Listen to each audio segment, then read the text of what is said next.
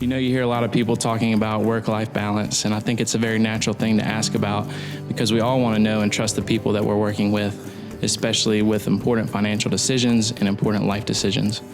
And so one of the most important things for me as I'm working with clients is for them to know who I am, how I work, how I live, and what my values are. I want them to know that I want many of the same things out of life that they do, including a safe place to call home, a place to raise my family, and a strong financial investment. One of the themes of my life are things that I kind of hold dear is the concept of freedom. As a kid, I loved to just be out in nature, out in the woods behind our house, exploring the creeks and the fields, just because I felt like that was a place where I was unrestricted and unhindered, and it was an environment where I could be creative and use my imagination. And that kind of accelerated as I got older and became one of my pursuits, finding that perfect spot or view or experience or unique perspective.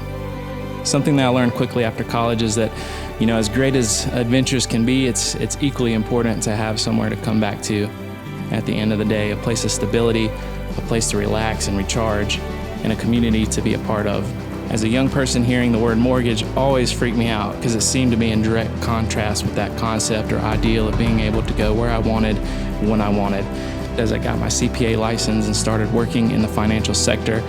I began to see that it's not a restriction, but it's really an enabler. A mortgage is a vehicle that helps people enjoy the benefits and stability of home ownership in a way that's not only financially responsible, but that can be a great investment and a stepping stone for building wealth. And so back to the question of work-life balance. For me, it's not so much a balance as it is a blend, and then I can't really separate the two.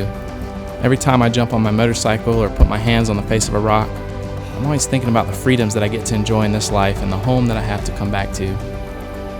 And as I think on those things at a personal level, I immediately begin to think about how I can help others have that same platform of stability